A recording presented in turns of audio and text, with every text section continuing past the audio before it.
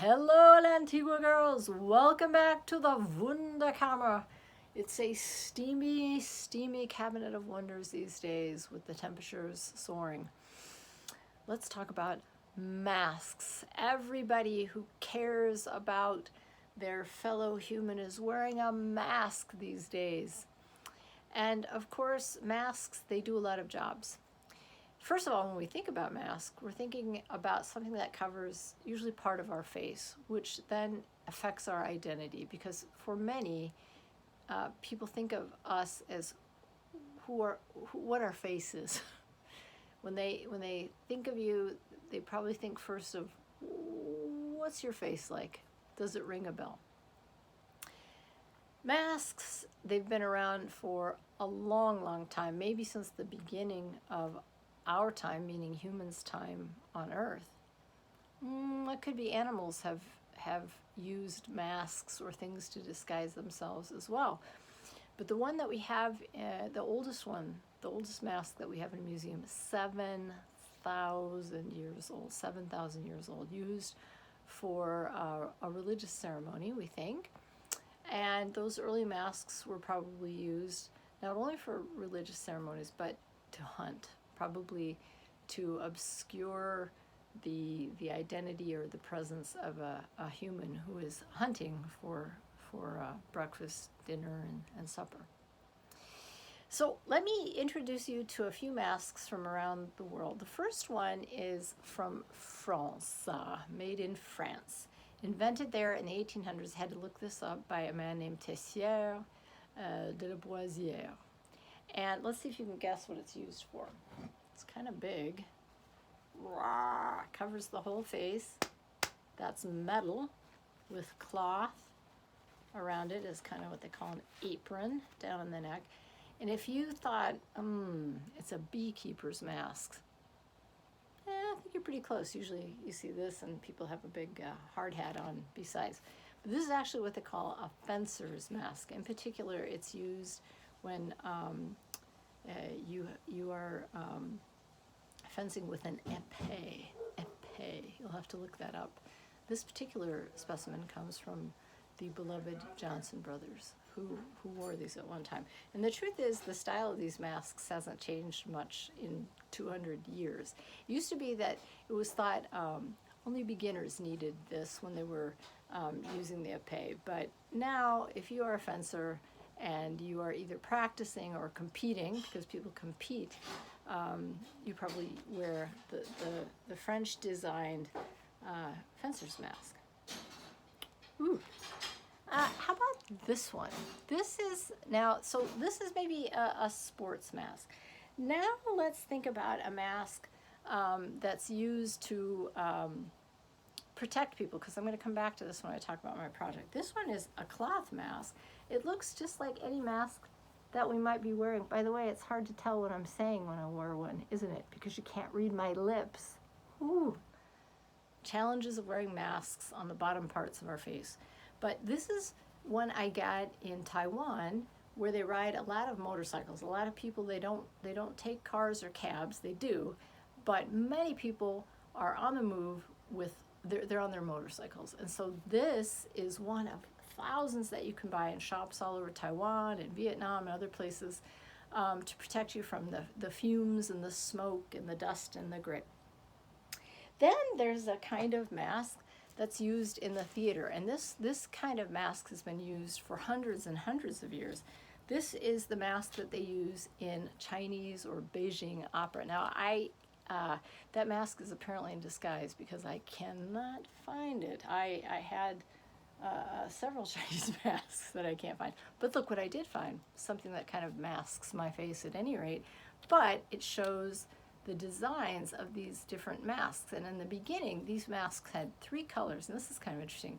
They were either red, white, or predominantly black, and they had meaning. So people now that are schooled in Chinese opera, they know what these mean at a glance. But if the character's face was predominantly red, this was perhaps the hero of the story, although a person in a black mask could also be the hero. The person in red, this was a person of great courage. great resilience. A person wearing a black mask, this person had great strength. This person had staying power. This person was serious of purpose. And if the mask was predominantly white, that character was probably kind of crafty or sly or even deceitful. Now, again, you can see lots of colors these masks have, and each character has important what they call attributes or characteristics. And again, if you get to be a student of the opera, you know these. Now, I have something else that I found, though, and these are Chinese paper cuts, and these also show the beautiful colors and characters of the Beijing opera. Oops, look, there's some more on the other side. Aren't these pretty fabulous? All right, then there's a kind of mask that is made in Africa. I hope you will learn more about the masks of Africa. There's simply not enough time to even begin the conversation except with one small token. Now, this is an African mask. I was so drawn to its features. I was really captivated by this. So we bought this, Mr. Miller and I did, in Ghana. Usually the African masks are, they're big enough to cover your full face, and sometimes they fit over your head. They're composed of everything from wood to metals with feathers and seeds and beads. And they are used in religious ceremonies, in other festivities. They are to both disguise the person wearing it, but also to call down kind of the character and spirit of what the mask represents in, as I said, religious ceremonies and other ritual observations. And they're quite extraordinary on their own. It's just art, a beautiful art piece. Then this other mask that I have was a gift from a young lady in Dubai, which is to say the Emirates. And now, don't you know, I'm having a hard time finding it. Here it is. And this one is called, I'm going to have to duck down to get it. I've dropped it. One moment, please.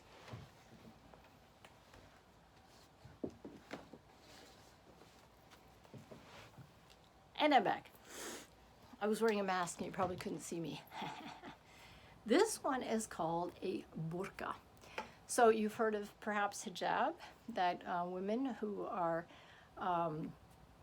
observing the beliefs, the tenets of their faith might wear hijab, which has as many purposes as any other thing that has meaning. And hijab is usually, we think of sometimes as the veil or, the head scarves and maybe the longer dress. And then the niqab passes over the face. And then this is fairly unique. It's the burqa, which is fastened around with a string. And you see these in, as I said, the Emirates. And this young lady, who I think of many times with great fondness, who also made me the gift of an abaya, which is a beautiful like cape-like garment. She wanted me to remember her, and indeed I have. Another mask, a little more fun, perhaps, although I think that one could be a lot of fun, is the carnival mask. And these were worn at, oops, I'm still wearing the string from the burqa. These were worn at Carnival. Remember, Carnival is that time of celebration before we enter the time of Lent.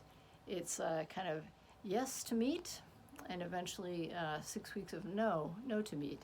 Carna, meat. Bye meat is what it means. Anyway, this is a carnival mask. Ooh, lots of beads.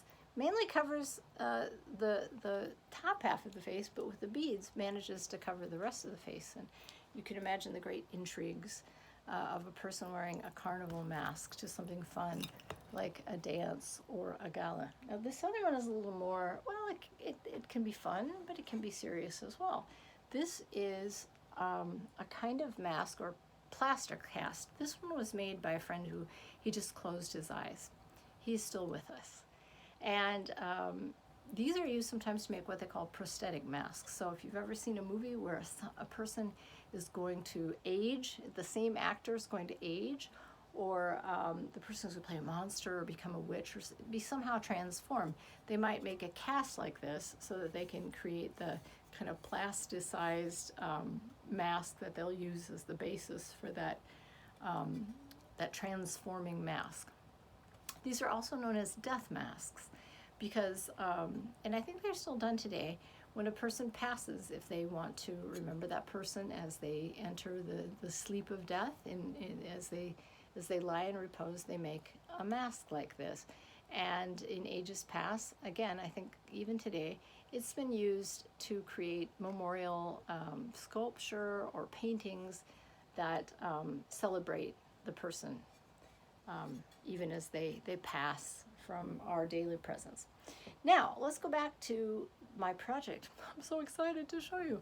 So I started thinking about, gosh, just like t-shirts have become a place where we advertise our identities. Like, I participated in this. I belong to this club. I am promoting this idea. I'm celebrating this idea. I want you to know this about me. So I put it here on my t-shirt, either the front or the back. Now we're doing that with masks. And so our mouths are a place where we're assuming and displaying or performing our identities. Now I have to duck down again. Oh, excuse me. I have to get this mask back up. This is, for example, one of the masks that Mr. Miller is using. Look at that. So what's the first thing we might know about him? Well, he's an ND football fan. Or maybe he's like your dad. He teaches at ND. Or maybe he went to school there, like Mr. Miller. That's what it's for. It's not even advertised as medically sound, but I think it can be protective. Because remember, these masks that we're wearing during this time, I wear one to protect you, and you wear one to protect me. But again, we want to say things about ourselves because our mouths aren't saying them anymore. Our words have been sealed in behind a mask, and it's even hard to understand each other sometimes. So now our masks are going to speak for us. So I started thinking about other cultures because I'm a great fan of other people's cultures. And I started to think about how just like when we wear certain clothes, and remember, tip of the iceberg, you remember what an iceberg is? That's that big chunk of ice that's floating in the water. And if you only think about the top of it, you may forget and smash into that big chunk of ice underneath. So you can't assume too much by the way people are dressed. But people dress to show their styles, or they might show you what they do for a living. You can usually pick out an officer, maybe a doctor, maybe even a teacher by the things that they wear. But now our masks, as I said, are doing that talking, and even in a cultural way. So I started taking material or fabric or textile from different cultures, and then I started pairing those with things that people feel protect them. You know that in the Christian faith we think of the cross, we think of scapulars. If you know what that is, you can talk to mom and dad about what that might be. We think of all sorts of symbols that by drawing near to them, we gather in their protection. So I started making things like that. And one of the ones that I got really excited about was this one. This is Guatemalan or Mayan. It is the material that you might wear as a skirt. And then you see they're little worry dolls that march up and down. Worry dolls or quita peñas dolls. They're the kind of dolls, they're dressed like Mayans. And as you may remember, you tell them your worries or woes and they take them away in the night. Or if it's close to your mouth, perhaps they'll protect you and take them away from your mouth. This other one is based on a Czech model, so the material or the fabric is like that, which I've seen in Eastern European textiles. But this one features, look at that, it's a little eyelet, and inside I've tucked a prayer for protection. And this is based on an amulet that was found in the Czech Republic and was probably worn in the Middle Ages. It's where they'd inscribed or they'd written by scratching it into the metal and then folding the metal up so that it was a tiny little package that they put in a pouch and kept close to them for protection. So this is that, and I also included some beads because what I'm doing is I'm sewing them by hand, so you see the thread still hanging from this one, and then I am beading them and embroidering them and making them kind of fancy. This one is what they call shibori. So it's a special dyed fabric from Japan. Japan is very famous for it among other countries. And these patterns are made by tying off the material and soaking them in indigo. But they feature a couple little charms here of the folded origami cranes. Because of course, if you fold enough of those, you bring peace and eternal happiness. These are a little more challenging in their interpretation. This one is to represent the Australian native people's dream time. These are very powerful when they're created by a person who is able to draw down the real power of the dream time. But this is maybe a kind of pale imitation. But you can think more about what it might represent in terms of those circles, like the circle of life and the cycle of our thoughts and our dreams. This one is from Africa, and oops, I've got it upside down. I put symbols from West Africa, and by the way, these are quite heavy. They're what they call lost wax brass, and so they hold it down in your nose and they keep your glasses from steaming up. This one you might recognize as the kalakas, the dancing, laughing skeleton from the Days of the Dead, and I've added lots of beads to make them particularly magical. This one is from Mexico. That's Our Lady of Guadalupe. And at the top, these are what they call milagros, little miracles. And they represent organs that we're seeking healing for. These are lungs, and that's the heart. Oh, I like this one. I'll show it to you again. This one is just for fun. I want you to look this up. Bolenhut from the Schwarzwald. This is from my very good friend Barbara Schwarzwalder from the Black Forest. Looks like the hats. Look that up. This one is from Turkey.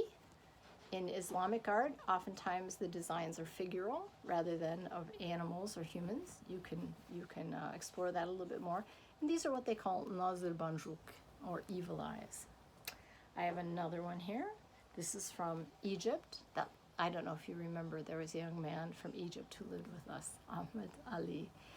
And these are what they call lotuses. Lotuses also symbol regeneration or rebirth. There are many legends associated with that in Egypt. And then you have the protective scarab beetle at the top. Let me see, just a couple more. This one is also featuring Days of the Dead, because you see the calacas there. But these are what they call pueblo paintings, or papel mate. These paintings were originally done of villages, of the people of the villages, and all the things that they did, all their occupations, all their animals gathered in one place, and it was painted on bark. That's the papel mate. And then this one, just a couple more. This one, just a simple one, but it's just words. So we cover the mouth back up with the words that we no longer can make understood with our mask. And this one's just maybe for me. This is a Viking mask. Look at that. It's a map of Scandinavia, and it's the homeland of my forefathers, the Vikings. Masks. That's a new place where we're centering our identities, and we have to present ourselves sometimes silently, and we have to make our eyes work overtime so people understand our expressions. And I hope that the one thing that we